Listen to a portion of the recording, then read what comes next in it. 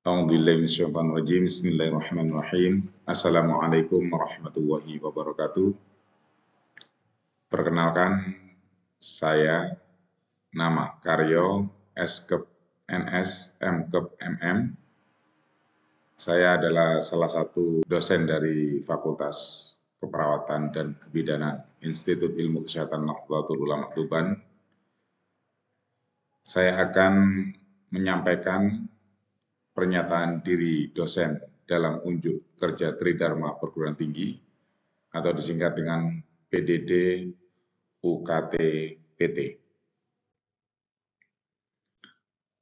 Pada kesempatan ini, mata kuliah yang saya ampu bersama dengan tim adalah mata kuliah keperawatan bencana.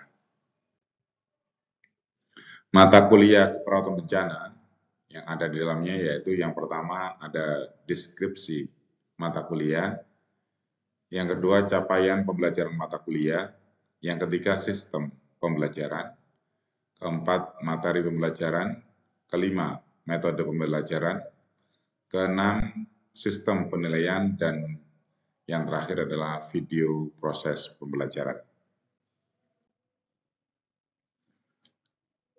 Identitas mata kuliah ini yaitu pada semester ganjil di tahun ajaran 2021-2022, status mata kuliah ini adalah statusnya adalah wajib diikuti oleh seluruh mahasiswa. Jumlah SKS-nya adalah 3, semester 7. Mata kuliah sebagai mata kuliah prasyarat, mahasiswa wajib mengikuti sebelumnya adalah mata kuliah keperawatan klinik. Di situ ada keperawatan medikal bedah, keperawatan anak, keperawatan maternitas, keperawatan jiwa, keperawatan gadar, dan keperawatan kritis, dan juga keperawatan komunitas. Adapun yang mengampu mata kuliah ini adalah yang pertama adalah saya sendiri, Karyo Skep NS Mkep MM, dan yang kedua adalah Bapak Kusna Ferianto Skep NS Mkep MM, dan yang ketiga adalah Bapak Muhammad Ubaidillah Fakih Skep NS Mkep. Deskripsi mata kuliah ini adalah bahwa mata kuliah ini membahas tentang konsep, jenis, klasifikasi, dan karakteristik bencana, dampak bencana terhadap kesehatan, prinsip penanggulangan kedaruratan bencana, persiapan bencana, penilaian sistematis, tindakan-tindakan keperawatan selama fase bencana, perawatan psikologis dan spiritual bagi korban bencana, perawatan bagi populasi rentan, aspek etik dan legal pada bencana, perlindungan bagi petugas, pendekatan interdisiplin, pemulihan pasca bencana, dan penerapan evidence-based praktis dalam keperawatan bencana. Kegiatan belajar mahasiswa berorientasi pada pencapaian kemampuan berpikir kritis, sistematis, dan komprehensif dalam mengaplikasikan konsep keperawatan bencana dengan pendekatan holistik, etis, dan peka budaya.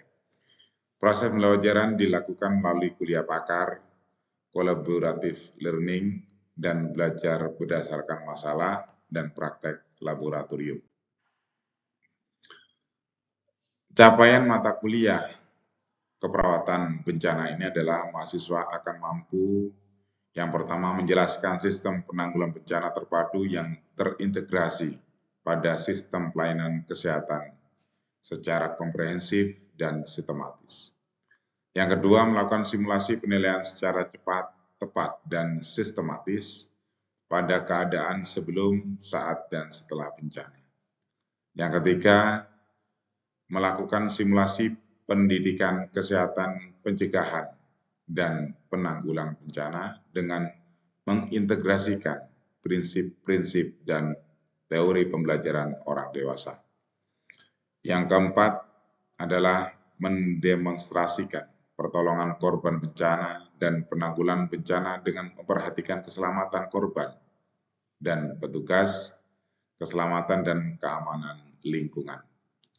Dan yang kelima adalah melakukan simulasi perencanaan penanggulangan bencana di berbagai area pelayanan kesehatan dan non-pelayanan kesehatan dengan pendekatan interdisiplin serta penerapan aspek etik, legal, dan peka budaya.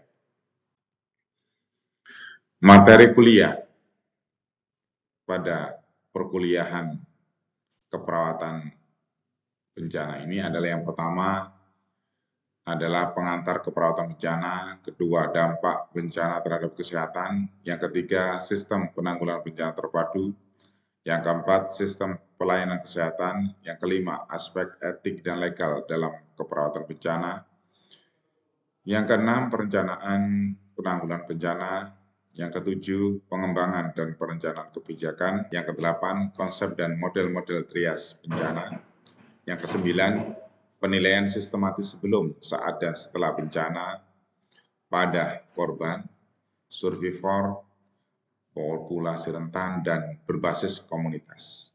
Yang ke-10 adalah surveillance bencana. Yang ke-11 dokumentasi dan pelaporan hasil penilaian bencana. 12 persiapan dan mitigasi bencana. 13 pendidikan kesehatan dalam pencegahan dan penanggulangan dampak buruk bencana. 14 evidence-based practice pada keperawatan bencana, dan yang ke-15 pengelolaan kegawadaruratan bencana atau 4CS, Command, Control, Coordination, dan Communication. Metode pembelajaran pada mata kuliah ini adalah yang ada dua. Yang pertama adalah metode sinkron dan yang kedua adalah asinkron. Sinkron dengan tatap muka langsung atau klasikal dan Zoom. Yang asinkron adalah menggunakan video, pembelajaran, forum diskusi, kuis, UTS, dan UAS.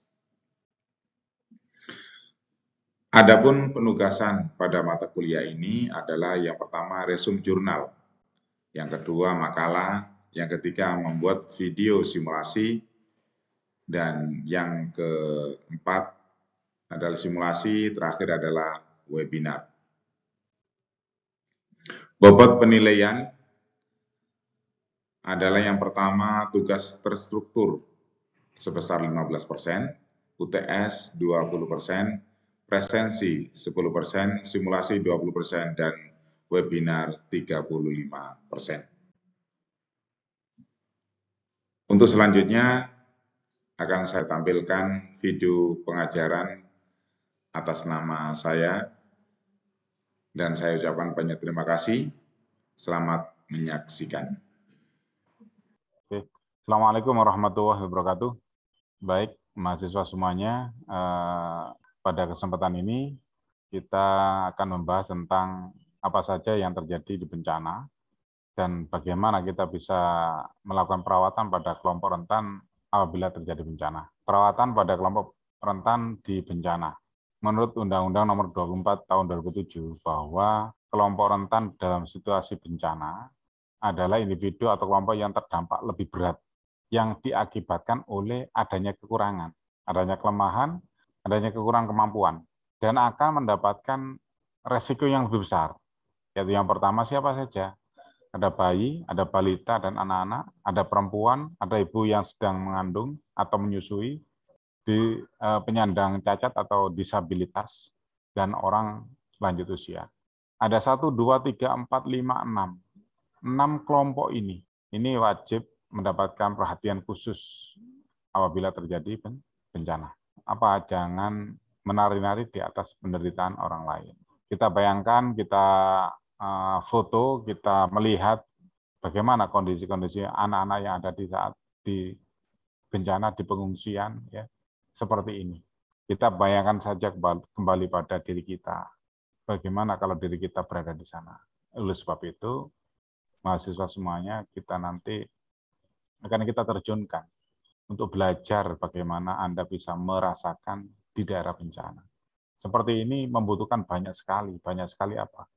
uluran tangan, emosional psikologi yang tinggi, penyuluhan ya seperti itu ya.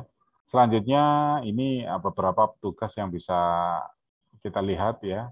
Di situ ada ibu-ibu. Padahal tadi ada kelemahan-kelemahan itu berada di mana? Berada pada perempuan ya. Ini ada diskriminasi. Padahal perempuan itu juga bisa menjadi seorang penolong, menjadi seorang pelaku untuk berada di garda terdepan juga. Itulah. Bayi dan anak-anak sering menjadi korban dalam semua tipe bencana, semua bentuk bencana. Bayi dan anak-anak ini sebagai korban yang menjadi korban dalam semua bencana tadi. Karena apa? Karena tidak kelemahannya sangat tinggi sekali.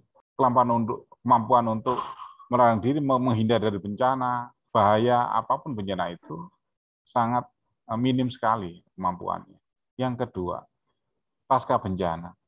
Anak-anak berisiko mengalami masalah-masalah kesehatan yang lebih tinggi daripada orang dewasa. Dan bagaimana jangka panjangnya nanti? Jangka panjangnya tentang psikologinya anak-anak ini. Yang ketiga, kondisi tersebut dapat mengancam nyawa jika tidak diidentifikasi dan ditangani dengan segera oleh petugas kesehatan. Sebab itu nanti ada ada saat ada bencana dan bagaimana saat setelah terjadi bencana atau pasca terjadi bencana. Perempuan ini ada pada kalimat diskriminasi. Saya katakan bahwa perempuan sekarang ini bisa loh menjadi seorang garda terdepan untuk menolong sebagai penolong dalam kasus-kasus bencana. Laporan PBB pada tahun 2001 menyebutkan bahwa ada 120.000 orang meninggal karena badai siklon itu di Bangladesh, itu didominasi terbesar adalah kaum perempuan. Artinya apa? Artinya kalau seperti ini, laporan seperti ini bisa kita simpulkan bahwa kemampuan dan kelemahan itu mungkin tidak sekuat semampu orang laki-laki dewasa, ya juga seperti itu. Lansia merupakan salah satu kelompok yang rentan secara fisik, mental, ekonomi, dan penurunan mobilitas, penurunan karena masalah-masalah di kesehatannya ini juga berada di lansia. Karena faktor usia, penurunan pada kemampuan untuk bisa berjalan cepat, bisa melarikan diri dari bencana itu, faktor menjadi resiko utama untuk lansia tersebut. Individu dengan keterbatasan atau kecacatan dan penyakit kronis. Orang cacat karena keterbatasan fisik yang mereka alami, jelas resiko terhadap terjadinya bencana, resiko yang sangat tinggi sekali. Namun mereka sering mengalami diskriminasi di masyarakat dan tidak dilibatkan dalam semua level kesiapsiagaan. Oleh sebab itu, nanti pra bencana ini, individu yang keterbatasan fisik atau ada mengalami disabilitas atau kecacatan ini harus kita libatkan dalam kesiapsiagaan, mitigasi, dan intervensi penanganan bencana. Pre, pasca, pos, mereka sudah siap untuk melaksanakan itu. Meskipun dia ada keterbatasan fisik. Ya. Tindakan yang sesuai untuk kelompok berisiko pada bayi dan anak. Bagaimana kita bisa mengurangi resiko pada bayi dan anak saat ada bencana? Ya kita siapkan pada pra bencananya. Apa? Satu, sosialisasi terhadap anak. Kalau bayi terhadap orang tuanya kan gitu ya. Sosialisasi dan melibatkan anak-anak dalam latihan kesiapsiagaan. Ada pelatihan, ada penyuluhan tentang kesiapsiagaan, siap-siaga bencana. Kalau terjadi bencana bagaimana nanti? Itu dilakukan pada pra bencana sebelum terjadi bencana. Kalau di situ langganan banjir soalnya di Bengawan Solo yang seperti ada di desa yang di dekatnya aliran Bengawan Solo. Kalau langganan ada banjir, bagaimana kalau nanti terjadi banjir? Berarti sebelum ada musim penghujan, pra bencana ini harus dilakukan. Harus dilakukan apa? Yang pertama, pelatihan, kesiapsiagaan bencana. Kan itu. Yang kedua, persiapkan fasilitas kesehatan yang khusus untuk bayi dan anak pada saat bencana. Pra bencana kita siapkan di daerah dekat situ yang aman dari bencana tadi, kita siapkan fasilitas kesehatan, kita bangun, kita untuk apa? Untuk mereka saat terjadi bencana. Jadi kalau saat waktu ada bencana, ini kita sudah siap untuk fasilitas kesehatannya, semuanya kita sudah siap. Oke. Yang ketiga adalah perlunya diadakan pelatihan-pelatihan tadi sudah ya saya sampaikan kepada kelompok berisiko, siapa aja ya, tadi ada anak, ada perempuan, ada lansia, ada yang keterbatasan fisik atau disabilitas tadi. Bayi dan anak saat bencana. Tadi sebelum, sekarang di saat ada bencana. Bagaimana bayi dan anak? Lakukan pertolongan kedaruratan kepada bayi dan anak sesuai dengan tingkat kegawatannya dan kebutuhannya, dengan mempertimbangkan aspek tumbuh kembangnya. Ya, jadi memang bayi dan anak ini menjadi teropong utama, pandangan utama bagaimana saat terjadi bencana mereka ini aman dan tertolong dengan baik, terdistribusi dengan baik. Yang kedua adalah selama proses evakuasi, transportasi, dalam pemberian pelayanan fasilitas kesehatan, jangan sampai kita itu memisahkan anak dari orang tuanya, atau keluarga, atau wali mereka. Anak tetap berada di dekat orang yang terdekat oleh mereka. Baik itu adalah orang tuanya, mungkin keluarganya, atau tetangga dekatnya. Itu wajib, jangan sampai terjadi memisahkan mereka. Pasca bencana bagaimana anak dan bayi ini? Usahakan kegiatan rutin. Pasca bencana dan sebelum terjadi bencana, kegiatan rutinnya apa? Itu yang kita itu kan.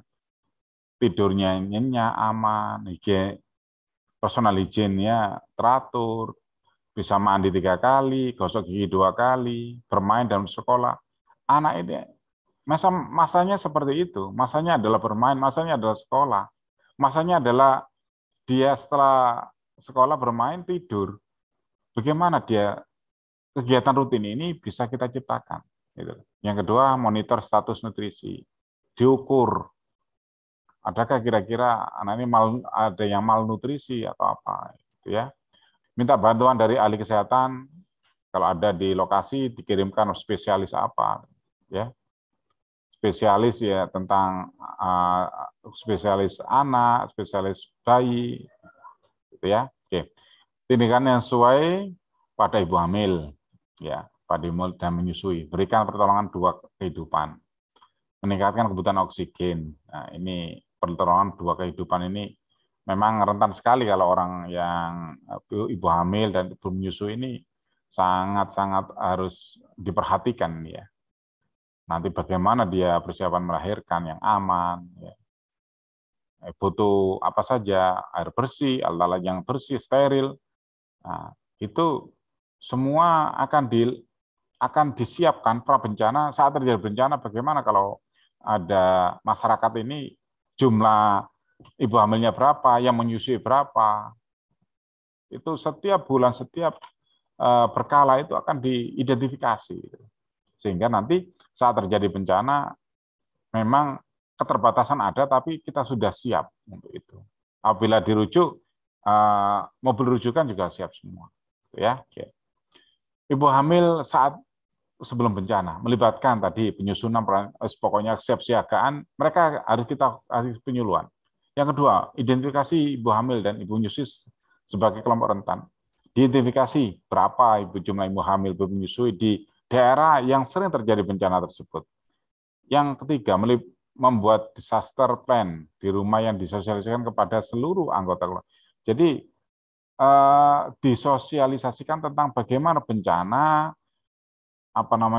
perencanaannya, bagaimana sebelum terjadi bencana itu dilakukan untuk saat terjadi bencana dan setelah terjadi bencana. Ibu hamil saat bencana.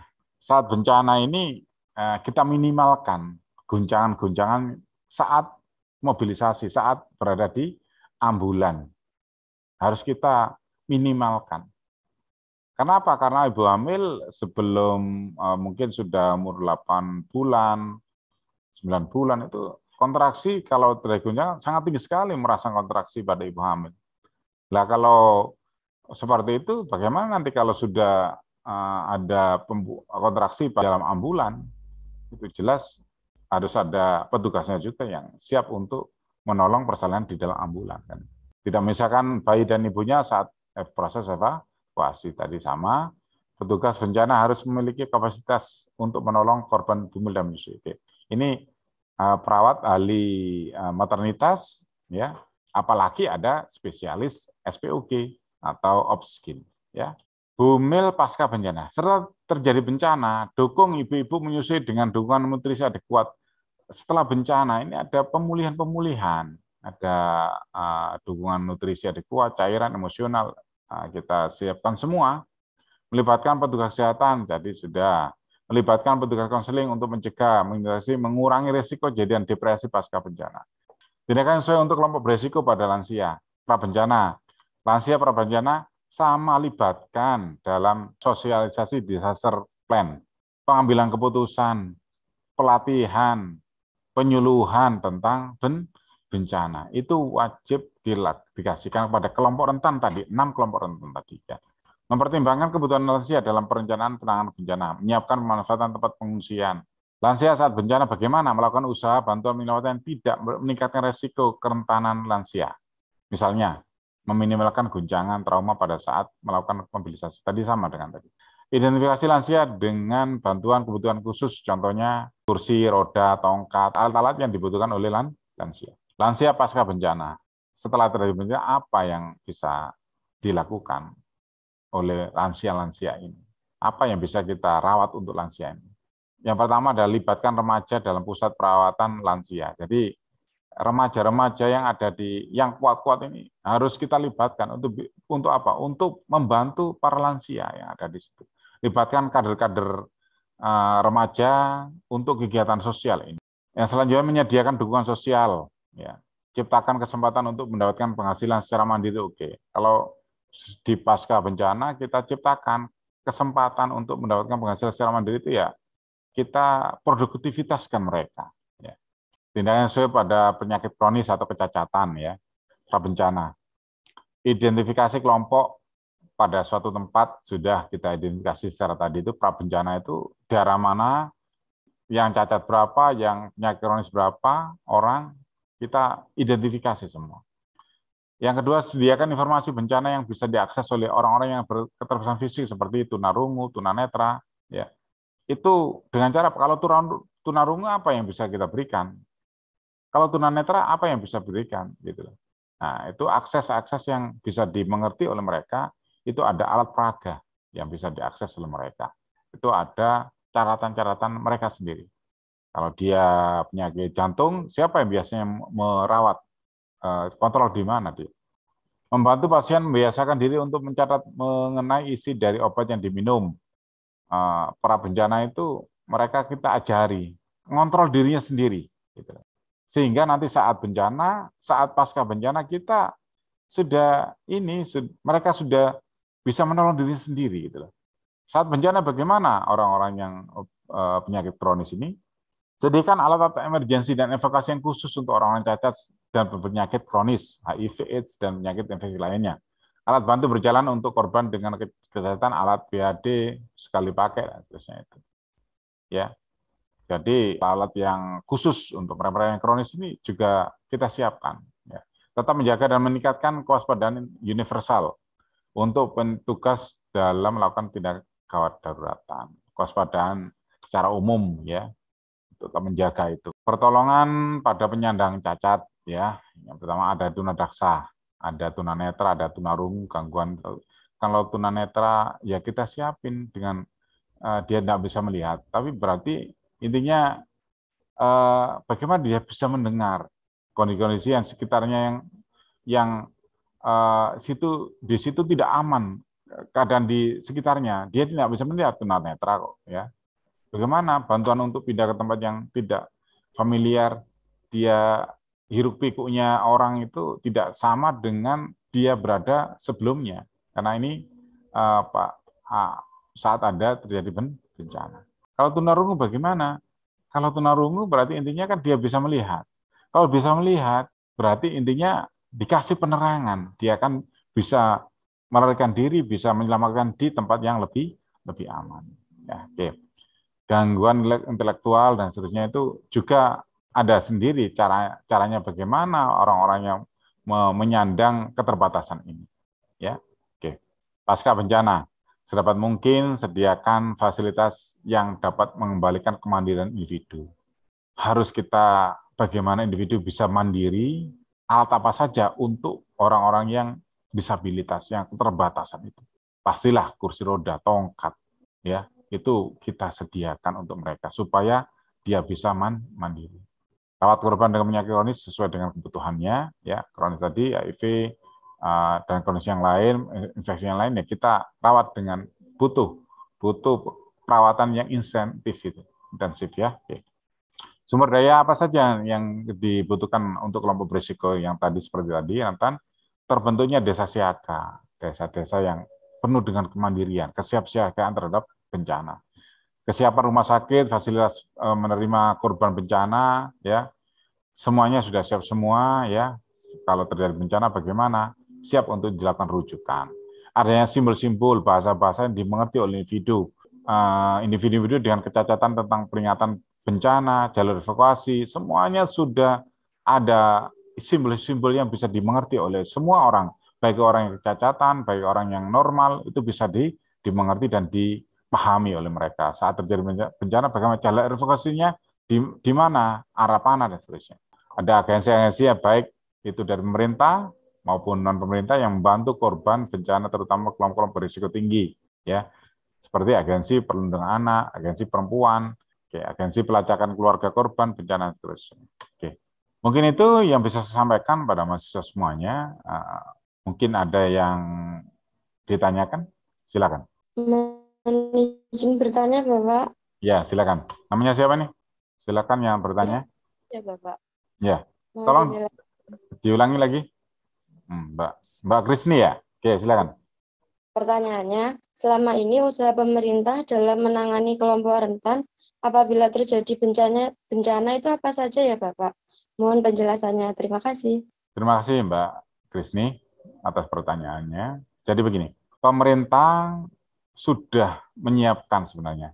Kita tuh kerjasama dengan pemerintah untuk menangani ini semua. Kalau ada terjadi bencana, BPBD sudah telepon, sudah bisa untuk saat itu juga mereka akan berjalan ke sana. Intinya itu. Jadi yang pertama dari saat terjadi bencana sama pasca bencana, pemerintah itu sudah mencanangkan kegiatan itu. Yang pertama apa? Tadi yang saya katakan, pemerintah sudah kita gandeng, kita kerja kerjasama untuk apa? Untuk melakukan penyuluhan, kesiapsiagaan sebelum terjadi bencana tadi. Saat terjadi bencana, apa? Adanya tenda-tenda yang didirikan oleh pemerintah, terutama dari BPBD itu ya, lewat BPBD-nya, Badan Penanggulangan Bencana Daerah, itu untuk mendirikan rumah sakit lapangan, tempat-tempat posko kesehatan, itu semua itu. Dan pasca bencana bagaimana? Pemulihan. Ya juga pemerintah itu yang kita gandeng. Kita tidak bisa lepas dari pemerintah. Meskipun kita juga akan berada di dalamnya di situ untuk bisa bekerja sama untuk menanggulangi bencana ini, terutama adalah merawat seluruh pasien-pasien atau kelompok-kelompok rentan yang saya sampaikan tadi. Dari pra bencana terutama itu, libatkan mereka semuanya dalam penyuluhan. Nah, kita menggandeng pemerintah untuk apa? Jenis pendanaannya. Wong itu semuanya adalah butuh dana dan biaya. Gitu ya, Mbak Krisni. Oke, kalau sudah cukup, terima kasih. Ada pertanyaan lagi ya, kita tutup pertemuan ini dengan bacaan Al-Asri 3 kali. Mudah-mudahan apa yang kita kerjakan, apa yang kita diskusikan ini bisa bermanfaat dan diberikan kemudahan oleh Allah SWT. Terima kasih dan mohon maaf, saya akhiri. Assalamualaikum warahmatullahi wabarakatuh. Waalaikumsalam warahmatullahi wabarakatuh.